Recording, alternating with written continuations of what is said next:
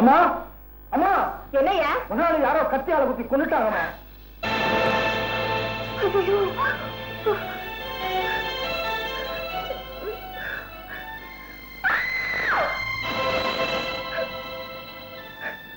நான் ஒரு துரதிஷ்டசாலிங்க.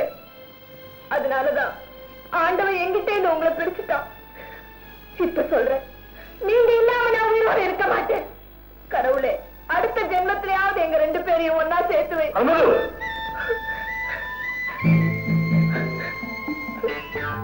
போங்க, உங்க விளையாட்டுக்கு ஒரு அளவே கிடையாது. அதுக்கு காரணம் இருக்கு.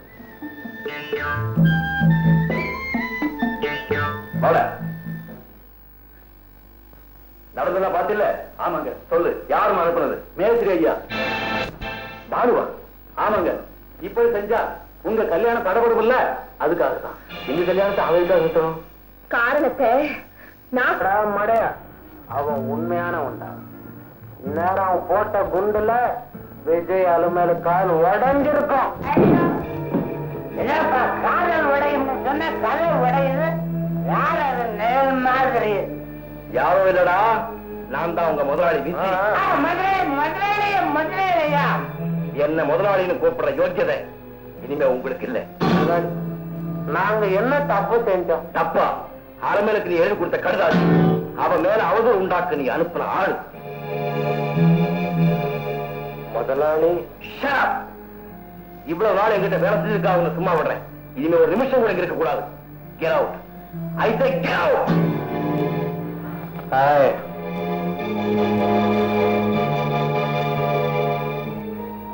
அலமேலு, என்ன வெளியே அனுப்பிச்சுட்டா உன் கல்யாணம் சுலபமா நடக்க நினைக்கிறியா? நடக்க விட மாட்டேன். பாலு, நீ சொல்றதுதான் உண்மைதானா? அத்தனையும் சத்தியமுங்க. ஆனா ஒண்ணு மட்டும் சொல்றேன், உங்க வீட்டு உப்பத்தின நன்றிக்காக நான் இந்த கல்யாணத்தை நிறுத்தத்துக்காக எத்தனையோ முயற்சிகள் செஞ்சேன். ஆனா பலர் சின்ன முதலாளி என வேலையை விட்டு நிறுத்தனதா கூலிக்காரிக்காக உண்மையா உழைச்சிட்டு இருந்த பாரதியை வெளியில அனுப்பிட்டாமா? கோவப்படாதீங்கப்பா. அண்ணனை வரவழைச்சு உண்மை என்னன்னு விசாரிப்போம். சின்ன முதலாளி வராருங்க. அண்ணனா? ராதா, கொஞ்சம் இருங்கப்பா. அண்ணா, இவங்க அண்ணி. ஏண்டா, கல்யாணமே பண்ணிட்டியா? இல்லப்பா, அதுக்கு அனுமதி கேட்கத்தான் கையோட அழைச்சிக்கிட்டு வந்திருக்கேன். என்கிட்ட ஆஸ்தின்னு ஒண்ணு இல்லன்னா கல்யாணத்துக்கு அனுமதி கேட்க கூட என்கிட்ட வந்திருக்க மாட்டேன். ஆஸ்திக்காக இல்லப்பா, பின்ன உங்க ஆசீர்வாதத்தோட கல்யாணம் நடக்கணுங்கிறதுக்காக. இந்த நல்ல காரியத்துக்கு நான் ஒரு காலம் சம்மதிக்க மாட்டேன். போவரியே.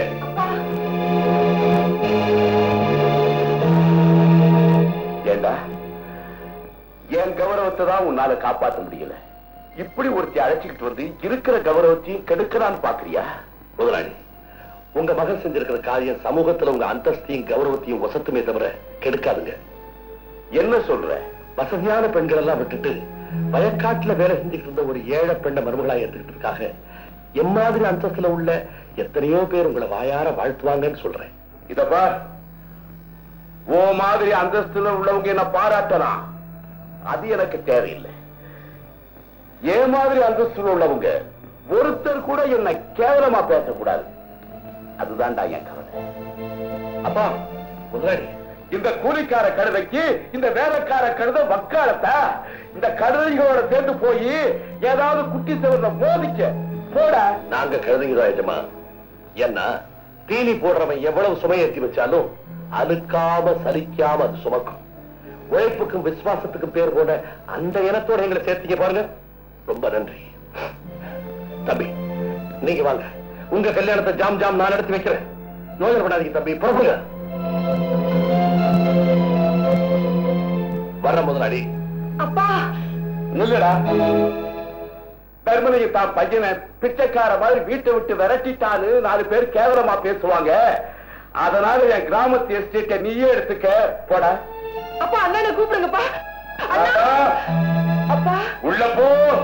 அண்ணனே, உள்ள போ.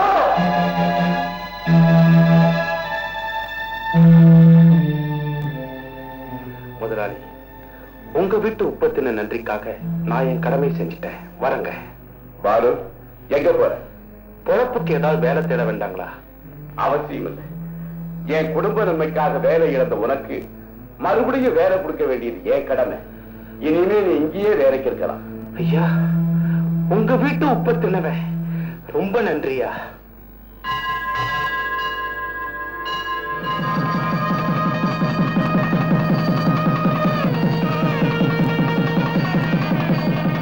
நீங்க 2 பேரும் ஆசீர்வாதம் பண்ணுங்க. தம்பி, என்னங்க என் காலில் விழுந்துருக்கு? பொண்ணு வீட்டுக்காரர் வைத்தியர் ஐயா, மாப்பிள்ளை வீட்டுக்காரர் நீங்க 2 பேரும் ஆசீர்வாதம் பண்ணாம வேற யார் பண்றது? தீர்காயுசா இருக்க.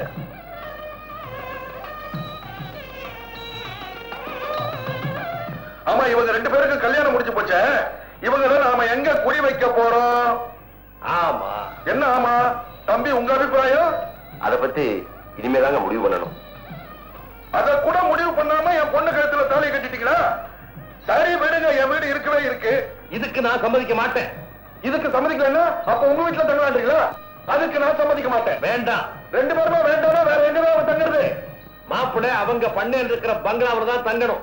ஆஹா, சம்பந்தி, அருமையான யோசனை, அருமையான யோசனை. வசதியான இடம், அவங்க வீட்டுல ஃபேன் ஓடும், எங்க வீட்டுல பெருச்சாலி ஓடும். அவங்க வீட்டு கட்டில மெத்த இருக்கும், எங்க வீட்டு கட்டில பழைய செத்தனா இருக்கும். நிம்மதியா அங்கேயே போய் தங்கிக்கிறதா நல்லது. இது வசதி பிரச்சனை இல்ல வைத்தியர் ஐயா, வாழ்க்கை பிரச்சனை. நிச்சயமா அந்த பங்களாக்குள்ள நான் கால் எடுத்து வைக்க மாட்டேன். அப்படி சொல்லாதீங்க தம்பி.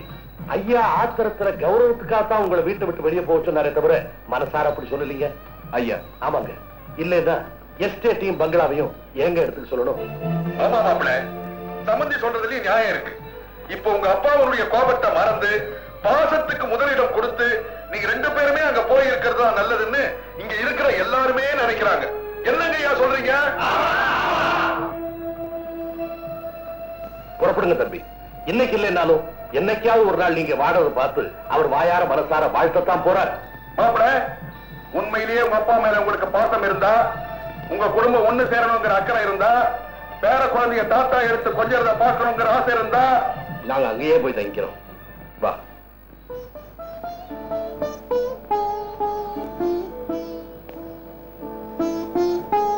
அப்பா, சொல்றேன்னு தப்பா நினைக்காதீங்க. நடந்தது மறந்துட்டு அண்ணனே திரும்ப கூப்பிட்டுக்கலான்னு சொல்றியாமா? அவன் இந்த வீட்டுக்குள்ள நுழைஞ்சா நான் உயிரோட இருக்க மாட்டேன். அம்மா, உங்க அண்ணன் நம்ம குடும்ப கௌரவத்தை குறைச்சி என்ன தலைகுனிய வச்ச அன்னைக்கே நான் செத்து இருப்பம்மா. நான் ஏன் உயிரோட இருக்கிற தெரியுமா? நீ ஏன் கௌரவத்தை காப்பாத்துவேங்கிற நம்பிக்கையில தான்மா. உங்க நம்பிக்கை என்னைக்குமே வீண் போகாது. கவலைப்படாதீங்கப்பா. ரெஸ்ட் எடுத்துக்கங்க. கடவுளே, என் குடும்ப கௌரவத்தை கெடுக்க ஒரு மகனை கொடுத்துட்டேன்னு நான் கண்ணீர் விட்டேன். ஆனா அந்த கௌரவத்தை காப்பாத்து ஒரு மகளையும் கொடுத்து என் கண்ணீரை தொடச்சிட்டியே. நான் உனக்கு எப்படி நன்றி சொல்லுவேன்?